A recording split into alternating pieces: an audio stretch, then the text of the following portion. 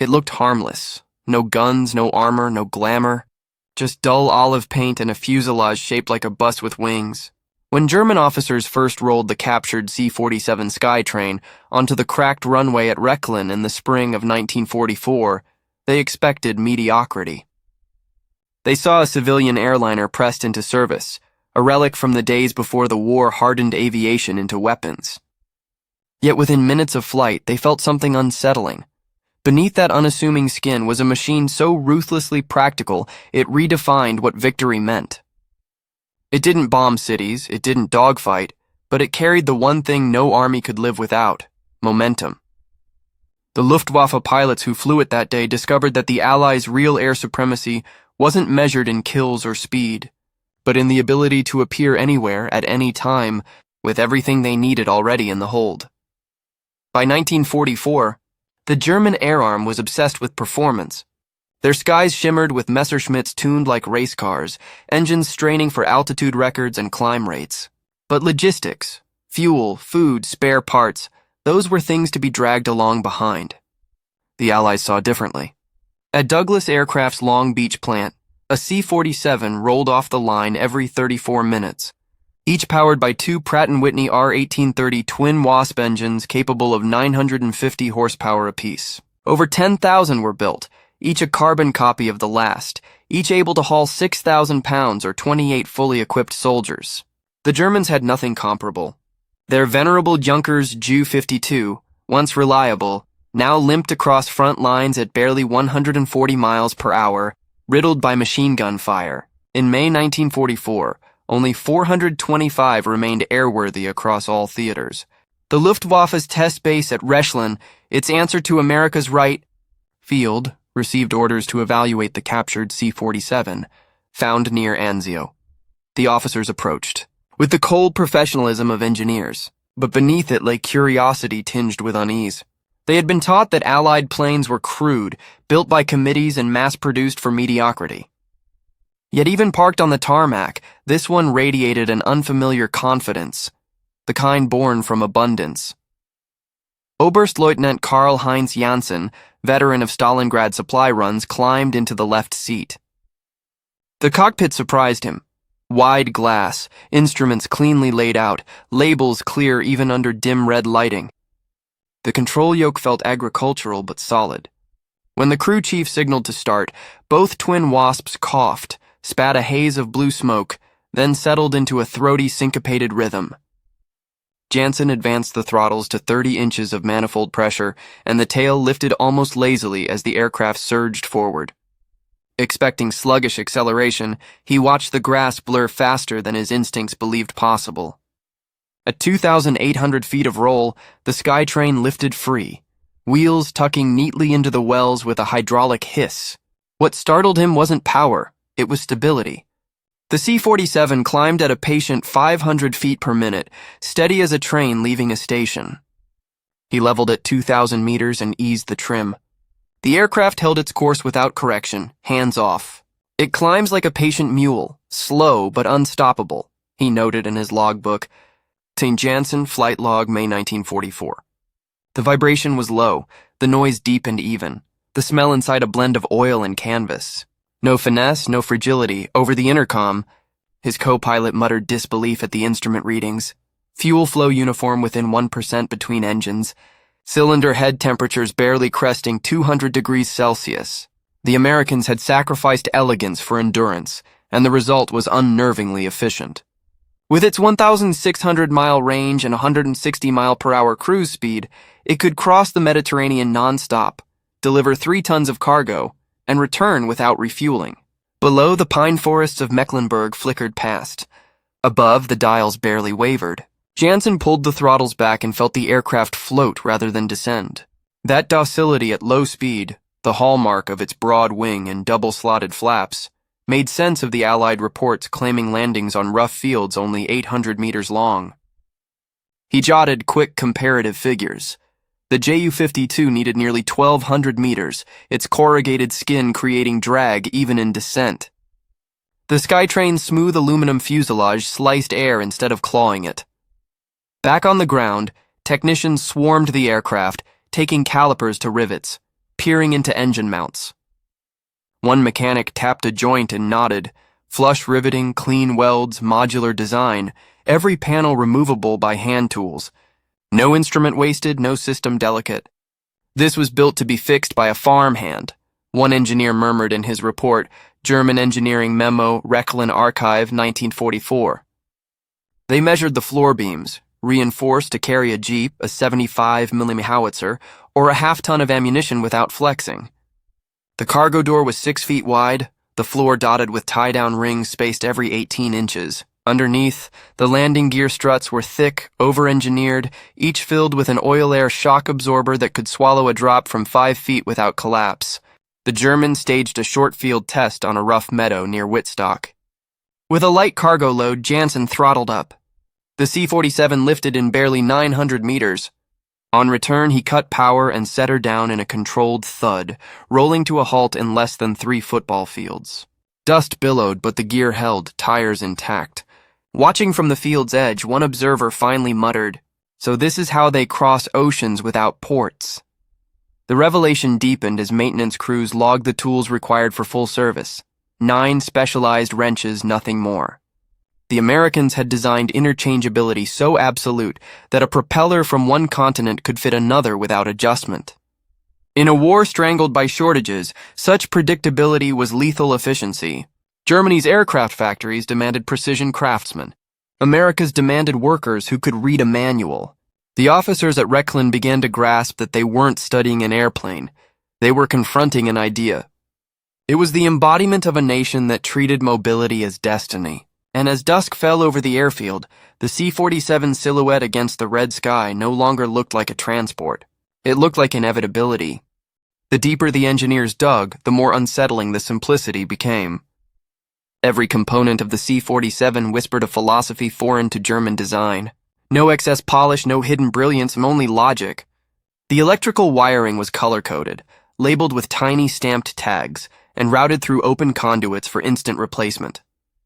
A German aircraft of similar size would hide its wires behind panels, a practice meant for beauty, but death for field maintenance. When they examined the Pratt Whitney engines, they found the same gospel repeated, accessibility over perfection. Spark plugs could be swapped in minutes. Carburetors were mounted with quick-release clamps, magnetos reachable without disassembling the cowling. They have built a warplane that expects to be broken and then fixed, one engineer wrote grimly in his notes. The phrase spread around Rechlin like gossip. Inside the wing roots, they found something nearly unbelievable, built-in cable pulleys and lubrication ports that could be serviced without removing panels. The hydraulic system used standardized fittings. One leak didn't mean grounding the aircraft.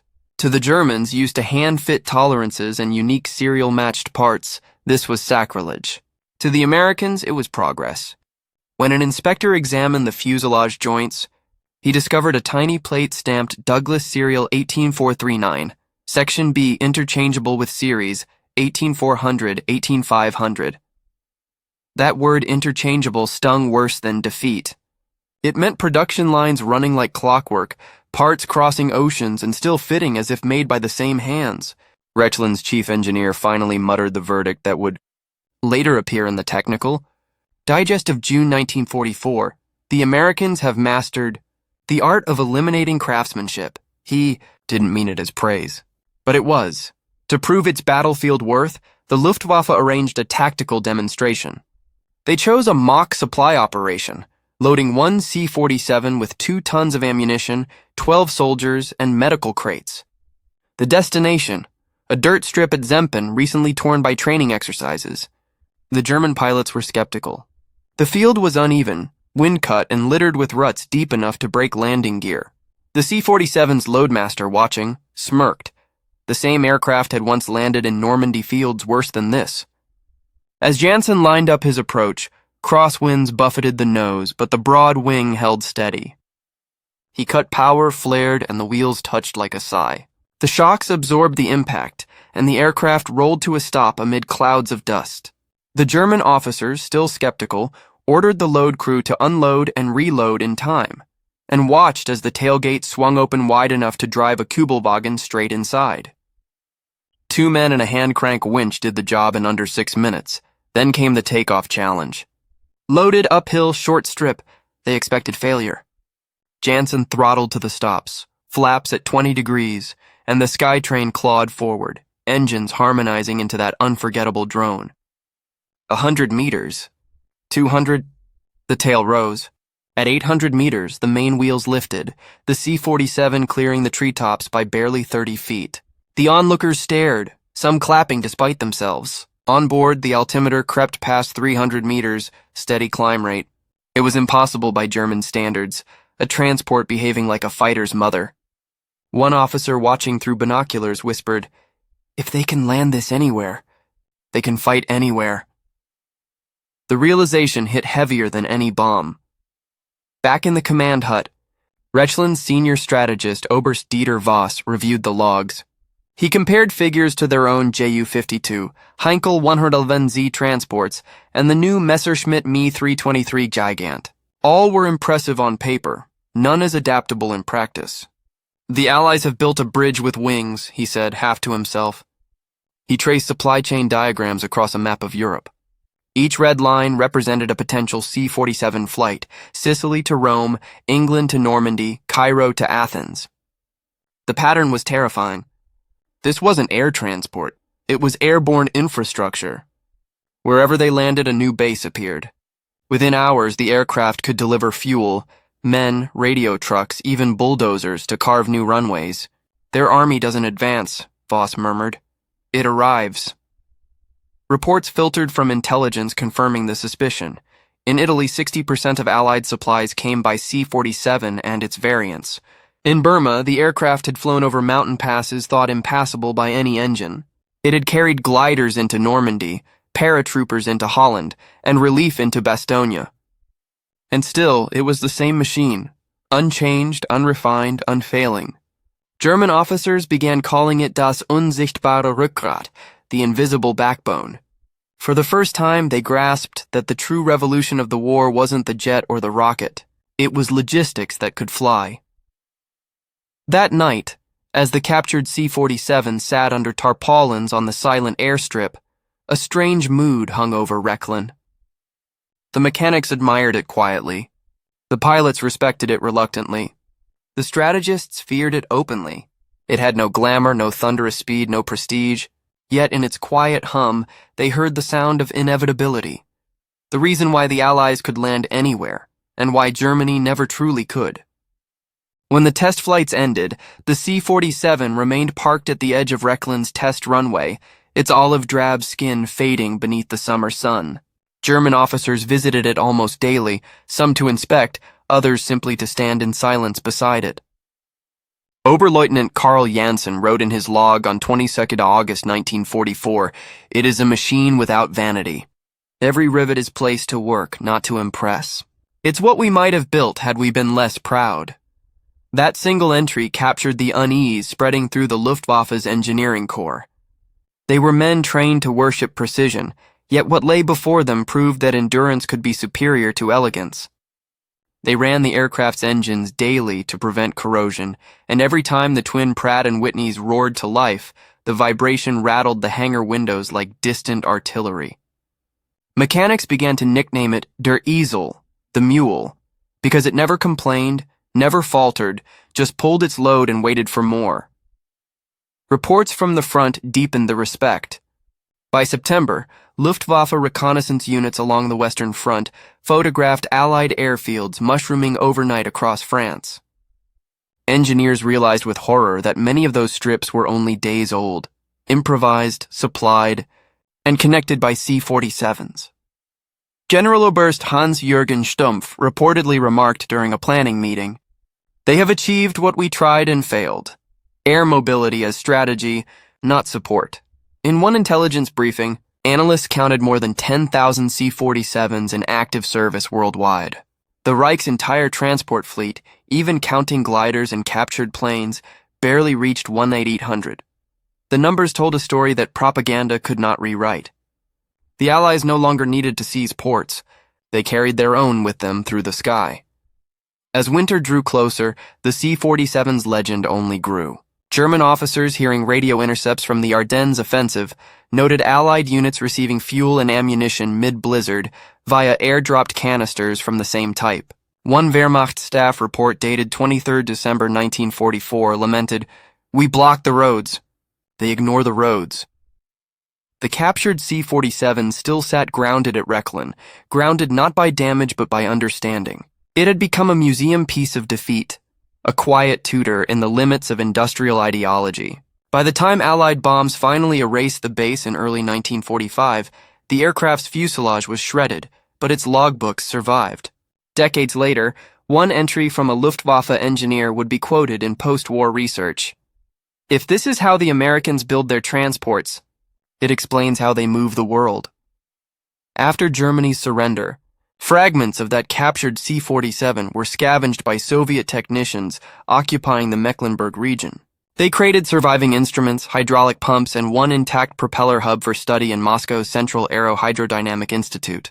Soviet reports later confirmed that much of the Il-12's standardized design concept owed quiet tribute to the Douglas machine. In the West, the C-47 returned to civilian life almost overnight.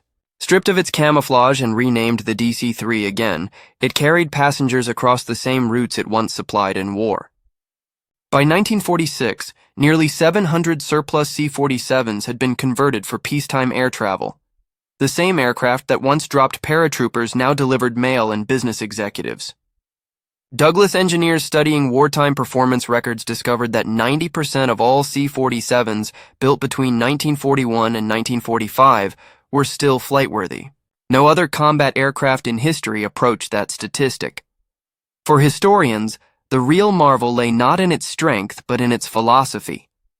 American industry had produced over 10,000 units in 4 years, with assembly plants in Oklahoma City turning out one finished fuselage every 55 minutes. Every rivet pattern, every instrument mount, every control cable was standardized to the thousandth of an inch. It was engineering not for perfection, but for multiplication.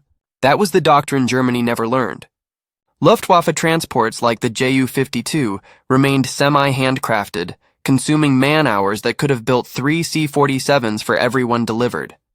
When Allied forces rebuilt Europe's shattered infrastructure after 1945, they used the same machines to carry food, fuel, and medicine into Berlin's blockaded zones. During the Berlin airlift of 1948, the C-47 earned a new name, Rausenbomber, the Raisin Bomber. The same airframe that had once terrified the Reich with its ubiquity now kept German children alive through a different kind of war. By the time historians wrote the war's epilogue, the meaning of that captured aircraft had shifted. It was no longer simply a marvel of logistics or an emblem of Allied supremacy. It stood as proof that industrial democracy could out-organize tyranny. Every innovation found in its airframe, the modular panels, the interchangeable parts, the field-serviceable hydraulics, was a physical manifestation of a nation that valued cooperation over hierarchy. The C-47's genius was not in its metal, but in its system. Factory workers, test pilots, field mechanics, and logisticians all contributing to a design that assumed imperfection and thrived on correction. When German officers at Rechlin had scoffed that the Americans had eliminated craftsmanship, they had unknowingly identified the seed of victory. In the final accounting, it was not the Spitfire's grace, the Tiger's armor, or the V-2's flame that defined the modern war.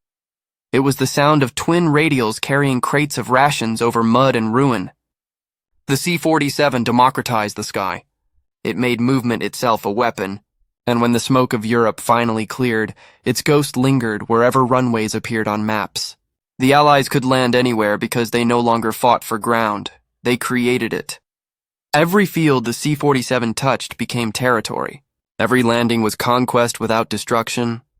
It was not built to dominate, only to endure, yet endurance proved the ultimate form of power.